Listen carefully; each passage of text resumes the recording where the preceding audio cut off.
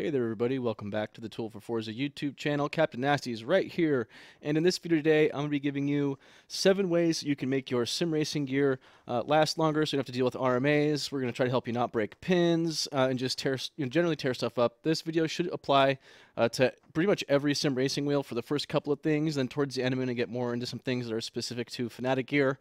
I just hit a major milestone on my rig here. I have 1,000 hours on the Fanatec pedal shifter handbrake, and of course I recently got a DD1 about 7 months ago, and so not quite as much time on that, but still probably at least 250 300 hours on that already. It's been great. So that's kind of the background here. So I've got some time on this stuff. I've been sim racing for over 10 years, and if you've seen some other videos, I've kind of broken a lot of stuff. That's kind of part of the game, but I'm gonna tell you how to not have those things happen and help you learn from the mistakes that I made. And before we get into all that real quick, thank you for supporting the channel. We hit 1,000 subscribers. I never thought I'd make it here. I started making videos about a year ago with my cell phone. And here I am now, doing a lot better job of trying to make high quality content. So thank you guys for supporting. Thank you for joining us on Discord. That's the reason we do this page. We're not going to monetize the page. I only do this to get people to come and hang out with us in Discord and do social sim racing and try to build a really good, solid community of people. So that being said, let's dive in here to the things that you can do, to not tear your equipment up. We're going to cover some practices. They're all low cost, mostly free, and I'm going to cover a couple of tools and other things that help you out as well. So now that that's all out of the way, so the first and honestly the most important and most simple thing that I'm going to tell you guys is do not put weight on your wheel when you're getting in and out of your rig, okay? Use something else. If you're coming in and putting weight on this thing like that, you're going to have a bad time. I think that's definitely one of the root causes for breaking pins, and it's just not a good thing to be doing at all. So that's a really simple one that applies to every wheel rim that you have. It can be hard to get in and out of sim rigs that are low to the ground. Find something else to put your hand on, if it's your seat, whatever. Don't put weight on this wheel rim when you're entering or exiting your sim rig. The second thing I want to tell you about, so I guess number 6 here, is when you have your friends come over and try out your rig, like I'm sure all of us do. I have tons of people that come over and check my stuff out. I give them a tutorial, and I turn the force feedback down to like half of what I would run it on. And I do that, even with a belt-driven wheel, just because you don't want them like going crazy and tearing your stuff up. So show them that you don't have to like manhandle this stuff. There's no need to like kick the shit out of the pedals or like go crazy and like bounce it off like the steering lock. Show them where the soft lock is and tell them not, if you hit the soft lock, don't hang out there, and just tell them to respect your gear. Explain them that it's expensive and it's not real world racing stuff. It is enthusiast grade sim racing gear. It's not bulletproof. It's not. So you got to be somewhat careful with it. And to that effect, that's a good segue, into the fifth thing I'm going to tell you about, which is you need to be aware of how your rig is supposed to feel, and if something changes, check it out. So if you hear some new sound or there's some like rattle or something's loose, you're going to want to investigate that, because when something starts to come loose, it's only going to get more and more loose. And with vibration effect, and if you have bass shakers, things, they tend to come loose. So be mindful, listen to what your rig's telling you and respond to it. And my next tip is going to be talking a little bit about that. That's another good segue into, what to use and kind of how to set up your rig so you don't have to constantly maintain it. So one of the most important things I'm going to tell you about right here is blue Loctite. Okay, do not use the red Loctite. Use blue stuff. I like this permatex stuff. It's actually not a liquid. It's kind of like a gel. And it's super dirty because, this is a full service, shop where I maintain drift cars and race cars and stuff. But it works the same. I use this on everything. If you don't have blue Loctite in your life, you need to stop what you're doing right now and go on Amazon and get some. I'll put a link in the description below. So where do you use blue Loctite? So not everywhere, right? You use it in places that you generally aren't going to be fiddling with all that much.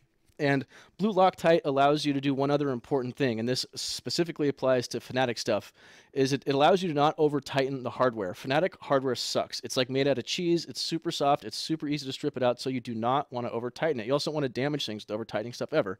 Blue Loctite gives you a little bit of, headroom there in terms of not having to tighten the crap out of stuff and know it's not going to go anywhere. So I'm going to show you a few specific places that I use blue Loctite on all my Fanatec gear, because I've had some issues. So, oh yeah, I've already got it off here. So the first place is, if you're looking, I'll put a picture up on the screen here, but if you look inside the snout of a, any Fanatec wheel, you're going to see 4 Allen bolts. And what I want you to do is just check your bolts and make sure they're tight. And if they're tight, that's great. Even when these things are brand new, before I even put them on my rig the first time, I loosen up all 4 of these. I put a little bit of blue Loctite on them, and I put them back in. This thing can come loose, and I think that's also a cause of broken pins. So make sure you get some blue Loctite in these. It's a really common thing to have happen with Fanatec gear. Now, the other thing I'm going to tell you about has to do with the universal hub here. So when I first got this universal hub, it had crazy flex in it, and not from the direct drive unit. I put the Z-ring on here, and the flex is gone with normal size wheel rims.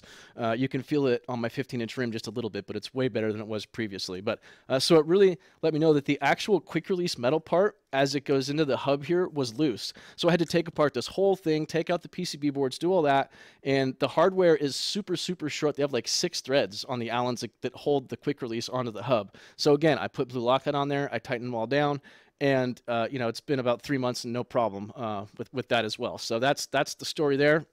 While we're talking about Z-rings, hubs, and the rest of that stuff, I would lubricate the shaft, if you're using a quick release for Fanatec. And the best thing to use is silicone grease, okay? It will not deteriorate rubber or plastic. It works really good, and that's really the best thing that you can use. Dielectric grease is another good option, if you don't have silicone grease. Lithium grease, technically, that's actually what I have on mine. This is one of those do as I say, not as I do things. I just didn't have those other greases available. That's not ideal, but it works in a pinch. So let's see here. What else is on my list? Oh, yeah. So as it relates to soft hardware, I'm going to tell you a couple quick stories here. So first of all, if you don't have these Allens with the ball on them, I'll put a picture of this on as well. This is a really big one. I don't actually use this on Fanatec stuff, but I'm trying to make you guys see it, but it's too small. I'll put a picture up. That'll help you from stripping some of these hard-to-get-to Allen sets, Allen heads. If you have the little ball in the end, it definitely helps you not strip stuff out. And again, that's really important on Fanatec stuff. And then here's another tool that I want you to use.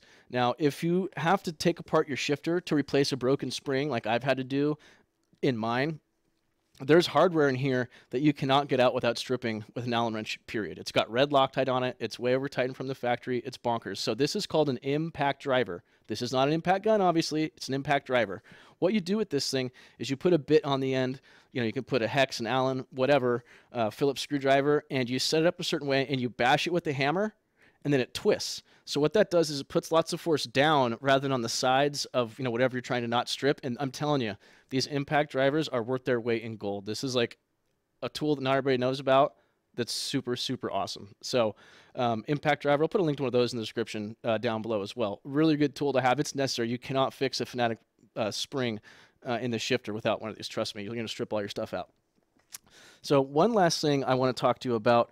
God, I guess we're already down to, number 2 here is WD-40 White Specialist Lithium Grease. Okay, so this stuff is what I use to lubricate my pedals. And I like this because it can get in. I don't have to take apart my pedals when they start squeaking. You can just spray some of this. Do not use normal WD-40. If you spray your pedals with WD-40, you're a jabroni. All right? You heard it here first. White lithium spray is the way to go. This is what you want to use. So let's see. We've covered all that. Anything else on this list? Oh, yeah, geez. Another thing really quick, a failure that I saw another guy in 12.4 recently is he broke the actual shifter shaft on his shifter, and he posted up a picture, and the area, surrounding like the housing that surrounds the shift mechanism, you could tell he'd been smashing into it. So that's one of those things, like you got to listen to your rig and feel, if something doesn't feel right, you need to take a look at it. So it was just when he posted, he's like, why did my thing break? And we're like, well, dude, look how screwed up yours is. I posted a picture of mine with 1,000 hours on it. It looks brand new. So you got to listen. You got to pay attention. One last bit of advice is once you're happy, I don't recommend updating your Fanatec drivers every single time a new one comes out. I like to wait until they're kind of proven out and we kind of talk about it in the club and, see where different people are at. But if you're happy with the setting and there's been like no major update, that you're really excited about, just stick with what you've got. Okay. That's my last piece of advice there. Remember to read your goddamn manual. Good Lord, I know that sounds crazy, and I didn't want to, that's number 0, okay? I didn't want to count that as a recommendation, but for the love of God, people, read your damn manual.